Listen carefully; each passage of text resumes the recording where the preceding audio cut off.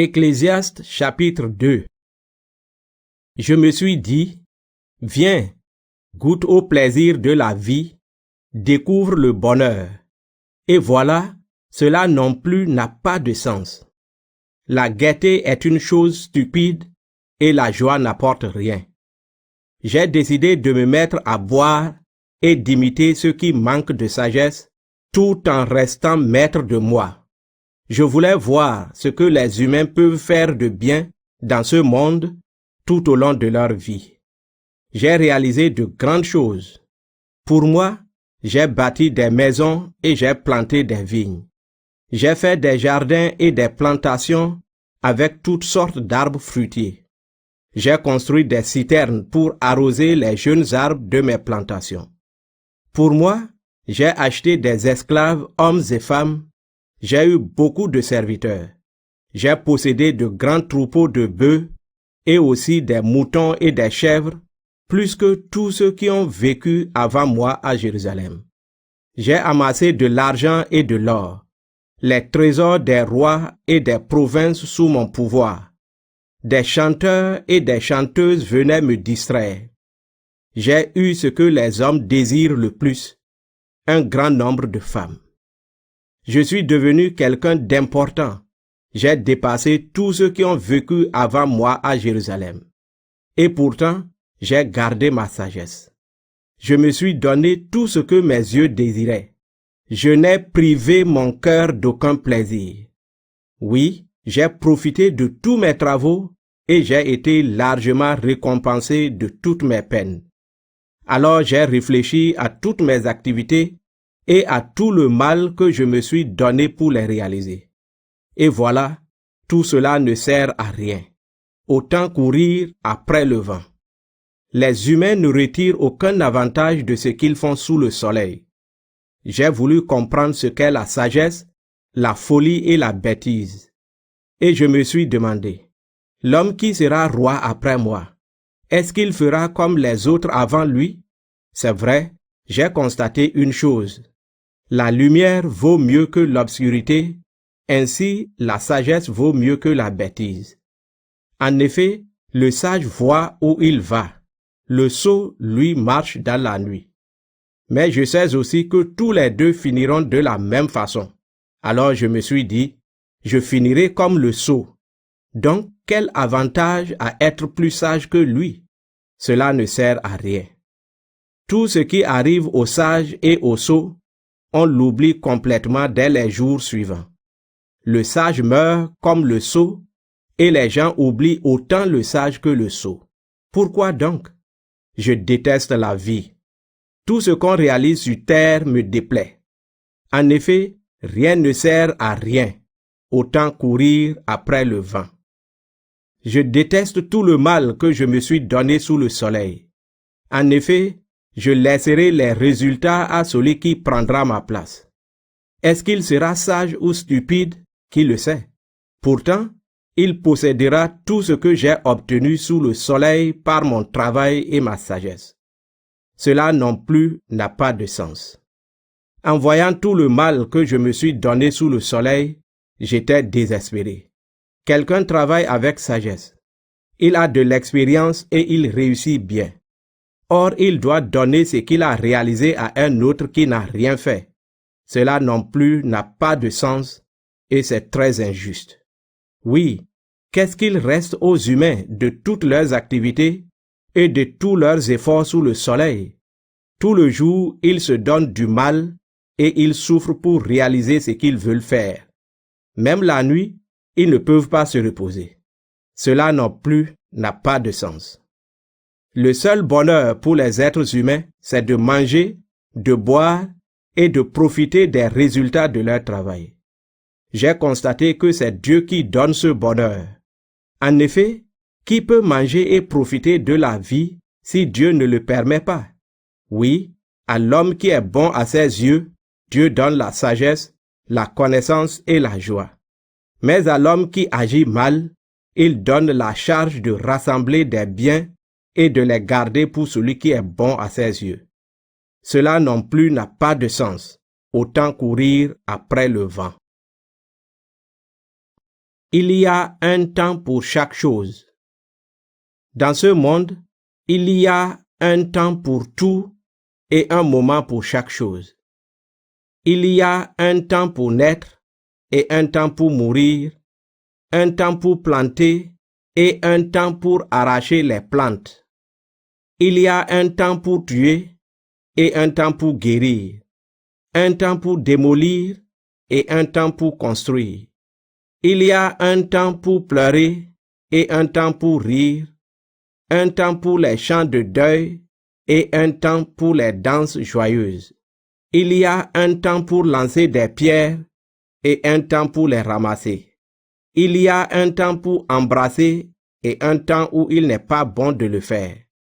Il y a un temps pour chercher et un temps pour perdre, un temps pour garder et un temps pour jeter. Il y a un temps pour déchirer et un temps pour coudre, un temps pour se taire et un temps pour parler. Il y a un temps pour aimer et un temps pour détester, un temps pour la guerre et un temps pour la paix. Quel avantage retire le travailleur du mal qu'il se donne? J'ai regardé les occupations que Dieu impose aux humains. Dieu fait arriver toutes choses au bon moment. Il a donné aussi aux humains le désir de connaître à la fois le passé et l'avenir. Pourtant, ils ne peuvent pas connaître l'ensemble de ce que Dieu accomplit.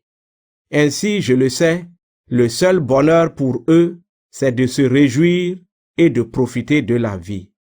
Quand quelqu'un mange, boit et profite des résultats de son travail, c'est un don de Dieu. Je le sais, tout ce que Dieu fait, cela dure toujours. Il n'y a rien à ajouter et rien à enlever. Et Dieu agit ainsi pour qu'on le respecte. Ce qui arrive aujourd'hui et ce qui arrivera plus tard, cela s'est déjà passé autrefois. Dieu reproduit ce qui a disparu dans le passé. Tout finit par la mort. Voici ce que j'ai encore vu sous le soleil. Là où on doit respecter les lois, on trouve l'injustice.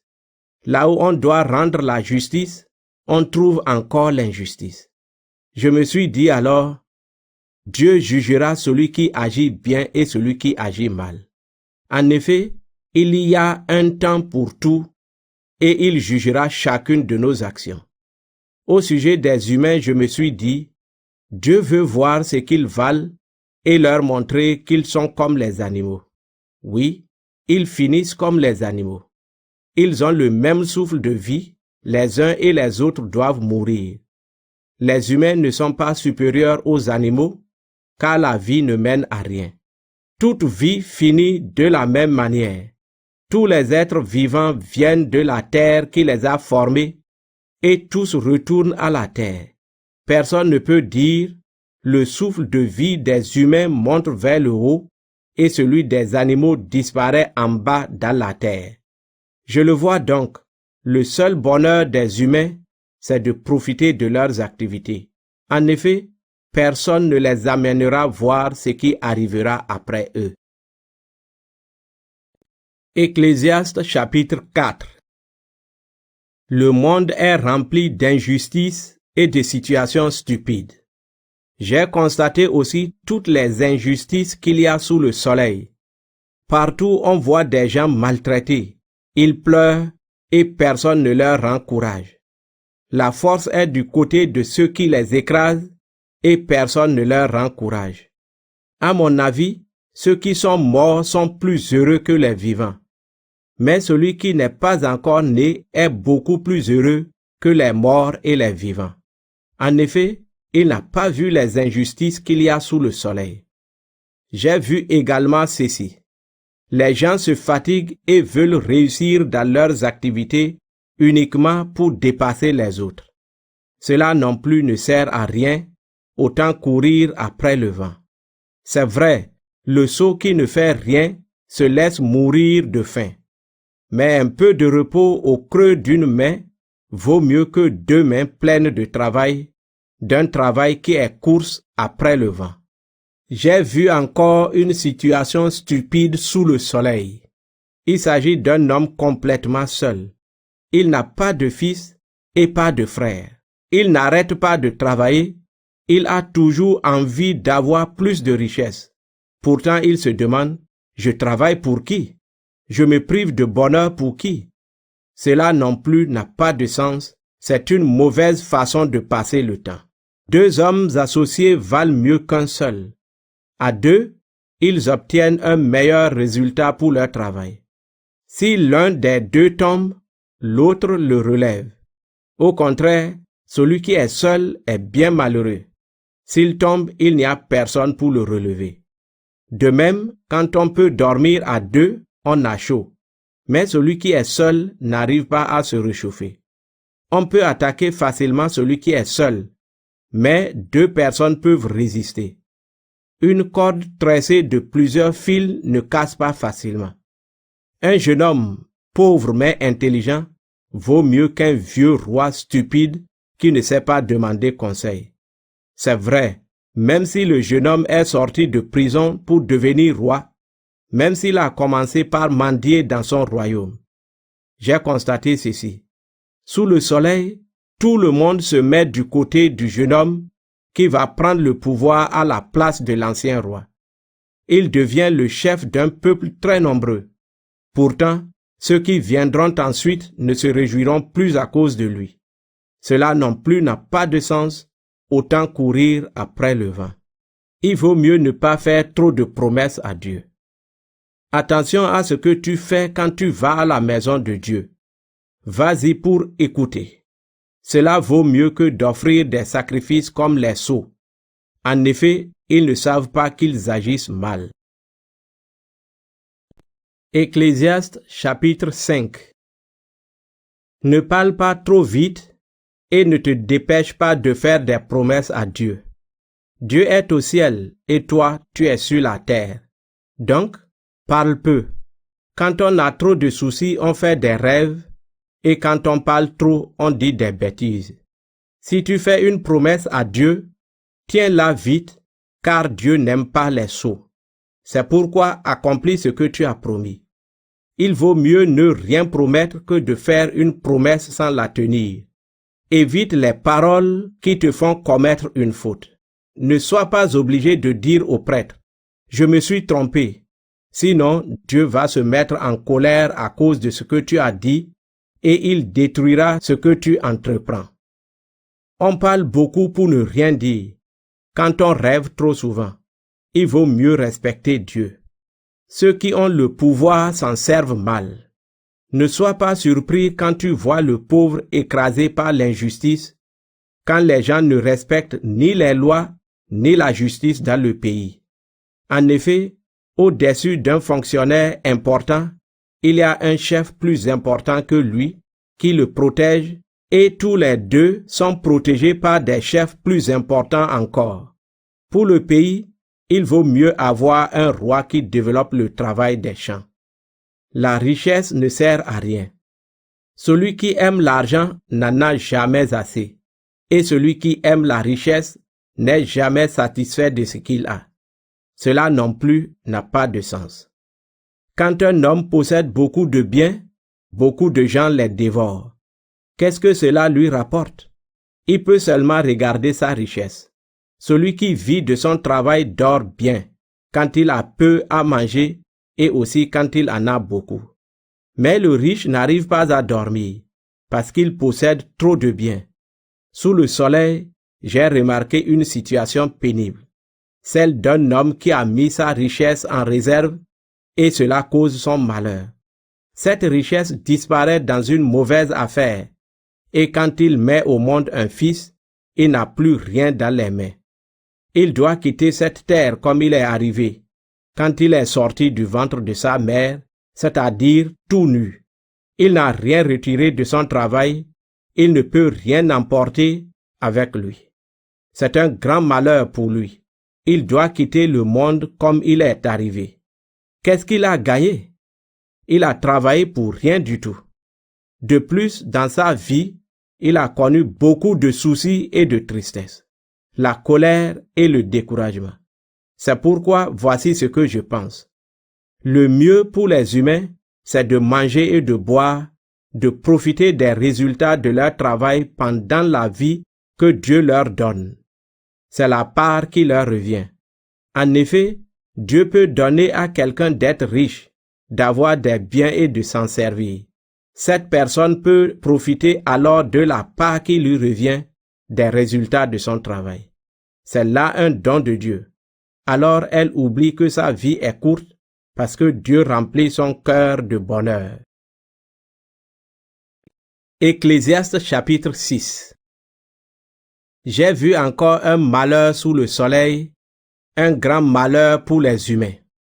Voici une personne à qui Dieu donne la richesse, des biens et l'honneur. Elle possède tout ce qu'elle peut désirer. Mais Dieu ne la laisse pas profiter de ses biens, c'est quelqu'un d'autre qui en profite. Cette situation n'a pas de sens.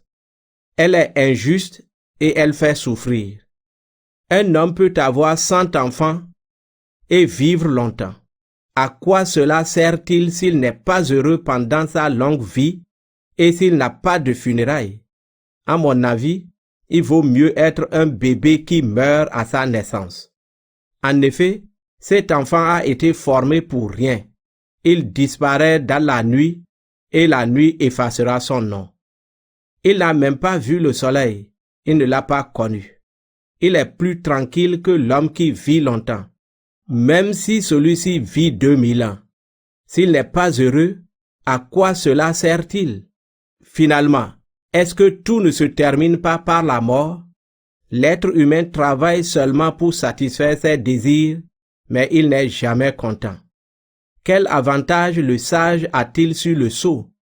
À quoi sert à un pauvre de savoir se conduire dans la vie? Il vaut mieux se contenter de ce qu'on a que de se laisser entraîner par ses désirs. Cela non plus ne mène à rien, autant courir après le vent. Conseil de sagesse. Tout ce qui existe est connu depuis longtemps, et nous savons bien ce qu'est un être humain. Il ne peut pas discuter avec quelqu'un de plus fort que lui. Quand nous parlons beaucoup, nous disons beaucoup de choses inutiles. Qu'est-ce que nous gagnons ainsi? Les humains traversent la vie aussi vite que l'ombre. Qui connaît ce qui est bon pour eux pendant les jours de leur courte vie? Personne ne leur dira ce qui arrivera après eux sous le soleil. Ecclésiaste chapitre 7. Une bonne réputation vaut mieux qu'un parfum de bonne qualité, et le jour de la mort est préférable à celui de la naissance. Il vaut mieux aller dans une maison en deuil que là où on fait un bon repas. En effet, tous les humains finissent par mourir, et il faut que les vivants s'en souviennent. La tristesse vaut mieux que le rire. Elle rend le visage sombre, mais elle rend le cœur meilleur. Les sages se trouvent là où les gens souffrent. Les sots sont là où les gens s'amusent. Il vaut mieux écouter les reproches d'une personne sage que les compliments des sots. Le rire d'un sot est comme le bruit du bois sec qui brûle sous la marmite. Il n'a aucun sens. Un sage qui a le pouvoir de dominer les autres peut devenir stupide et les cadeaux peuvent gâter son cœur. Il vaut mieux terminer une affaire que de la commencer. Il vaut mieux être patient qu'orgueilleux. Ne te mets pas en colère trop vite. Seuls les sots se mettent en colère facilement. Ne dis pas « Autrefois c'était mieux qu'aujourd'hui ». Pourquoi donc? Celui qui pose cette question n'est pas un sage. La sagesse a autant de valeur qu'un héritage et elle profite à tout le monde. En effet, comme l'argent, elle protège du danger.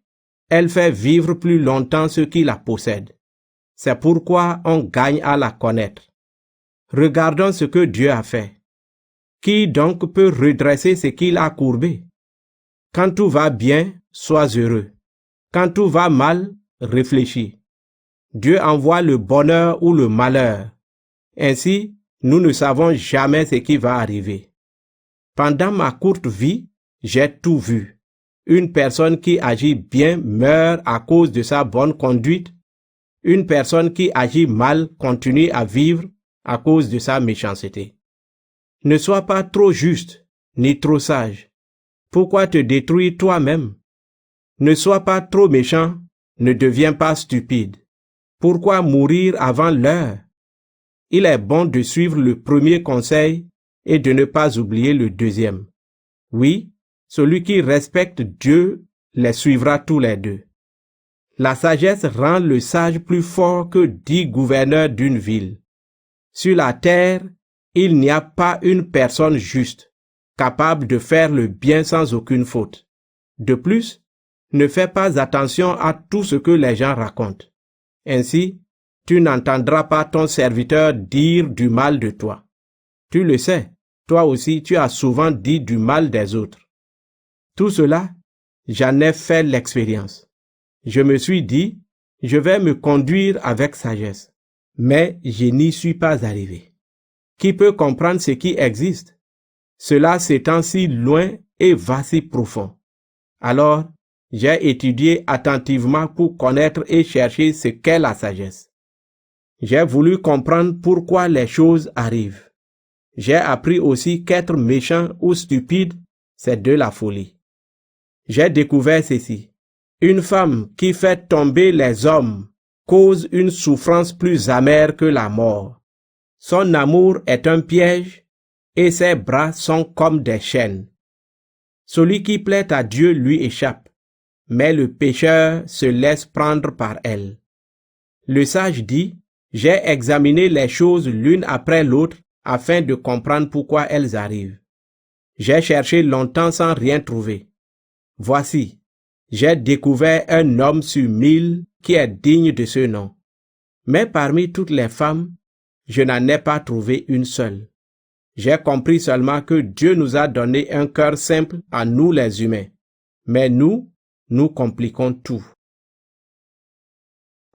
Ecclésiaste chapitre 8. Personne n'est vraiment sage, personne ne sait expliquer ce qui arrive. Pourtant, la sagesse d'un homme fait briller son visage et il devient moins sévère.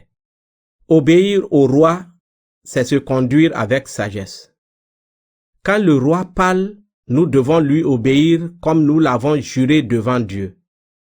Ne nous écartons pas de lui trop vite.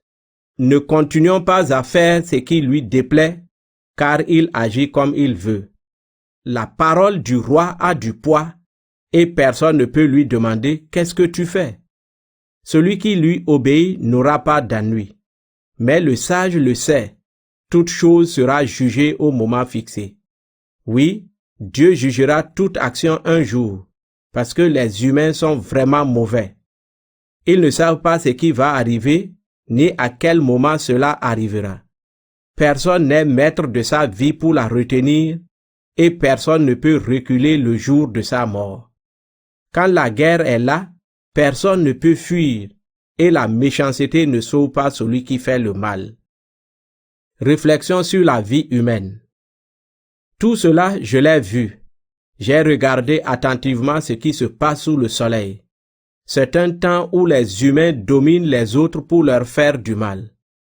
J'ai vu des gens mauvais à qui on faisait des funérailles. Ces gens-là étaient allés souvent au temple. Et à Jérusalem, on avait oublié comment ils avaient agi. Cela non plus n'a pas de sens. Celui qui agit mal n'est pas puni tout de suite. C'est pourquoi le cœur des humains déborde de mauvaises intentions. Un pécheur peut faire du mal 100 fois et vivre très longtemps. Je le sais, on dit, ceux qui respectent Dieu seront heureux parce qu'ils reconnaissent son autorité. Ceux qui agissent mal seront malheureux. Ils passeront aussi vite que l'ombre. Ils mourront jeunes parce qu'ils n'ont pas reconnu l'autorité de Dieu. Pourtant, voici encore une situation sur la terre qui n'a pas de sens. Certains agissent bien et ils sont traités comme ceux qui agissent mal. D'autres agissent mal et ils sont traités comme ceux qui agissent bien. Je le dis encore, cela non plus n'a pas de sens. Moi, je chante la louange de la joie. En effet, pour les humains, le seul bonheur sous le soleil, c'est de manger, de boire, de profiter de la vie. Voilà ce qui doit accompagner leur travail pendant les jours que Dieu leur donne à vivre sous le soleil. J'ai fait des efforts pour comprendre comment on pouvait être un sage. J'ai regardé attentivement les occupations des humains sur la terre. J'ai vu ceci. Même en restant éveillés nuit et jour, nous ne pouvons pas découvrir comment Dieu agit à travers tout ce qui arrive sous le soleil. Les humains peuvent se fatiguer pour chercher. Ils ne trouvent pas. Et même si le sage dit « je sais », il ne peut pas comprendre. Ecclésiaste chapitre 9. Oui, j'ai réfléchi sur tout cela et voici ce que j'ai trouvé. Ceux qui agissent bien, les sages, comme leurs activités sont dans la main de Dieu. Les humains ne savent même pas s'ils connaîtront l'amour ou la haine. Ils ne peuvent rien prévoir. C'est pareil pour tout le monde. Les mêmes choses arrivent à celui qui agit bien et à celui qui agit mal, à celui qui est bon et à celui qui est mauvais, à celui qui est pur et à celui qui ne l'est pas, à celui qui offre des sacrifices et à celui qui n'en offre pas. Il n'y a pas de différence entre celui qui est bon et le pécheur, entre celui qui fait des promesses à Dieu et celui qui a peur d'en faire. Les mêmes choses arrivent à tous et c'est mauvais pour tout ce qui se passe sous le soleil. C'est pourquoi le cœur des humains déborde de méchanceté et ils sont stupides pendant toute leur vie. Ensuite, ils meurent. Or, seul celui qui est en vie peut encore attendre quelque chose. Un chien vivant vaut mieux qu'un lion mort. Oui, les vivants savent qu'ils mourront, mais les morts ne savent rien du tout. Eux, ils n'ont plus rien à attendre puisqu'on les a oubliés. Ce qu'ils ont aimé, ce qu'ils ont détesté, et même leur jalousie, tout cela a disparu avec eux. Ils ne participeront plus jamais à tout ce qui se passe sous le soleil. Alors, mange ta nourriture avec joie, bois ton vin de bon cœur, car depuis longtemps, Dieu approuve ce que tu fais. Porte toujours des vêtements de fête et n'oublie jamais de parfumer ton visage. Profite de la vie avec la femme que tu aimes, tous les jours de la courte existence que Dieu te donne sous le soleil. Oui, ta vie est courte et c'est la part que tu reçois pour le travail que tu fais sous le soleil. Tout ce que tu peux accomplir avec tes seules forces, fais-le.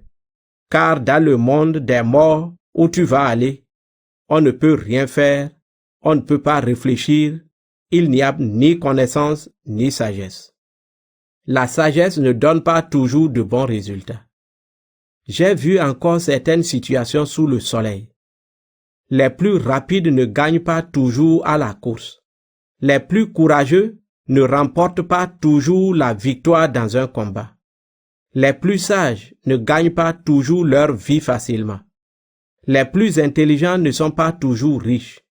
Les plus savants ne sont pas toujours honorés. En effet, tous connaissent le bonheur et le malheur. Non, les humains ne savent pas ce qui va leur arriver.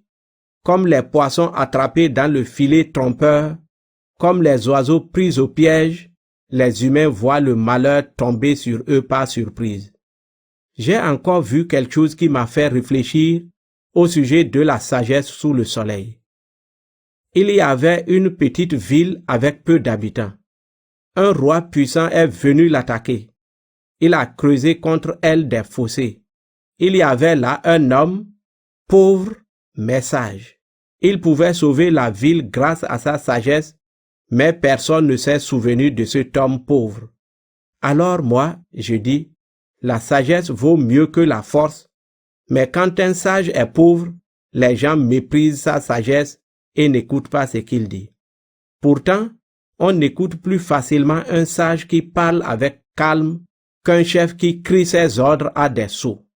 La sagesse est meilleure que les armes, mais un seul maladroit détruit tout le bien qu'elle fait. Ecclésiaste chapitre 10. Des mouches mortes gâtent et abîment l'huile du parfumeur. De même, Un peu de bêtise gâte la sagesse et l'honneur. Le sage raisonne bien, le sot comprend tout de travers. Même quand l'homme stupide marche sur la route, il manque de bon sens. Cela fait dire à tout le monde qu'il est fou.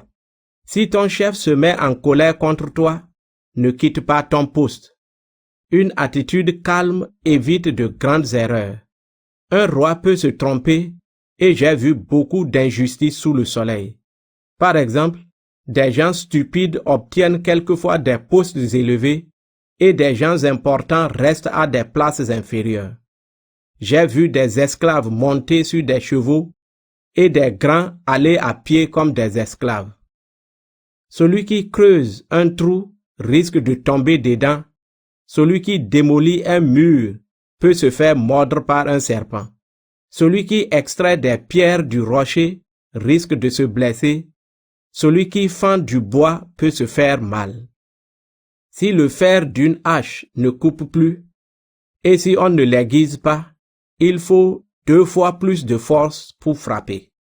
La sagesse a l'avantage de faire réussir les choses. Celui qui sait calmer un serpent, s'il commence par se faire mordre, quel avantage pour lui de savoir le calmer. Autre conseil de sagesse. Quand un sage parle, ses paroles plaisent aux gens. Mais quand un sot ouvre la bouche, ses paroles le perdent. Il commence par dire des bêtises et il finit par des paroles stupides et méchantes. Une personne stupide parle sans arrêt. Pourtant, les humains ne savent pas ce qui va arriver. Qui leur dira à l'avance ce qui se passera après eux? Un sot se fatigue beaucoup pour rien. Il ne sait même pas trouver le chemin pour aller en ville. Quel malheur pour un pays d'avoir pour roi un enfant et des ministres qui passent tout leur temps à manger. Il est heureux le pays qui a pour roi un fils de notable et des ministres qui mangent au bon moment. Ils le font pour reprendre des forces et non pour boire comme des ivrognes. Quand un homme est paresseux, le toit de sa maison tombe. Quand il ne fait rien, il pleut chez lui. Pour s'amuser, les riches font de bons repas. Le vin réjouit leur vie et l'argent permet tout. Ne maudis pas le roi, même en pensée. Ne critique pas les gens importants, même dans ta chambre. Un oiseau peut t'emporter tes paroles et raconter ce que tu as dit. Ecclésiaste chapitre 11. Il faut savoir prendre des risques. N'hésite pas à prendre des risques. À la fin, tu pourras obtenir de bons résultats. Mais ne mets pas toutes tes richesses au même endroit, car tu ne sais pas quel malheur peut arriver sur la terre. Quand les nuages sont pleins d'eau, il commence à pleuvoir. Un arbre peut tomber à droite ou à gauche. En tout cas, il reste là où il est tombé. Le paysan qui a peur du vent ne sème pas. Celui qui a peur de la pluie ne récolte pas. Comment un enfant est-il formé dans le ventre de sa mère? Et d'où vient le souffle de vie? Tu n'en sais rien. De même, tu ne peux pas connaître comment Dieu agit, lui qui fait toutes choses. C'est pourquoi, sème tes graines dès le matin, n'arrête pas de travailler jusqu'au soir. En effet, quelle activité va réussir? Celle-ci ou celle-là, tu l'ignores. Elles sont peut-être bonnes toutes les deux. La lumière est douce, et il est bon pour les yeux de voir le soleil. Même si l'être humain vit longtemps, il doit se réjouir de toutes ces années. Rappelons-nous ceci. Les jours sombres sont nombreux et l'avenir est fragile. Profite de ta jeunesse et souviens-toi de ton Créateur avant de mourir. Toi qui es jeune, profite de ta jeunesse, sois heureux pendant ce temps-là. Fais tout ce que tu désires, tout ce qui te plaît. Mais tu dois le savoir, Dieu jugera tout ce que tu as fait. Chasse la tristesse de ton cœur, chasse la maladie de ton corps. Oui, la jeunesse et les cheveux noirs passent vite. Ecclésiaste chapitre 12. Pendant que tu es jeune, souviens-toi de ton Créateur. Souviens-toi de lui avant l'arrivée des jours mauvais, avant le moment où tu diras « Je n'ai plus envie de vivre ». À ce moment-là, le soleil et la lumière paraissent sombres, la lune et les étoiles s'éteignent, les nuages reviennent après la pluie. Alors, les gardiens de la maison tremblent de peur, les gens forts se courbent, les femmes arrêtent de piler parce qu'elles sont trop peu nombreuses, celles qui regardaient par la fenêtre perdent leur beauté. Alors la porte qui donne sur la rue se ferme, les pilons restent silencieux, l'oiseau s'arrête de chanter, toutes les chansons se taisent. Alors la route qui monte fait peur, la marche effraie. Les cheveux deviennent blancs comme un arbre en fleurs. Le corps est lourd comme une sauterelle qui retombe à terre. La vie s'en va comme le fruit tombe de l'arbre. Oui, un jour, chacun s'en va vers la tombe qui sera sa dernière maison. Et les pleureuses sont déjà dans la rue. Alors le fil d'argent se détache. La coupe d'or se brise. La jarre pleine d'eau se casse. La corde du puits se détache. La poussière retourne à la terre d'où elle vient. Le souffle de vie retourne à Dieu qui l'a donné.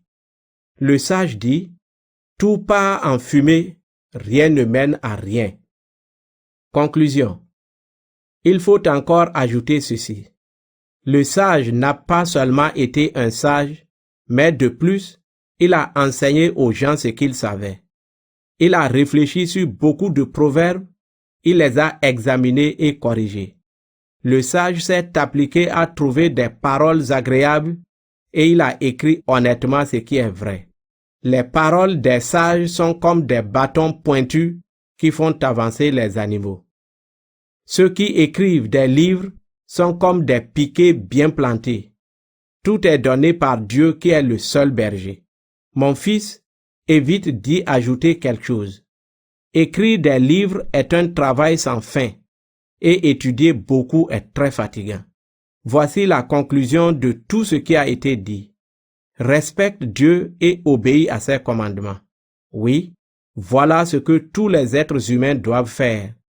En effet, Dieu jugera tout ce que nous avons fait, même nos actions cachées, bonnes ou mauvaises.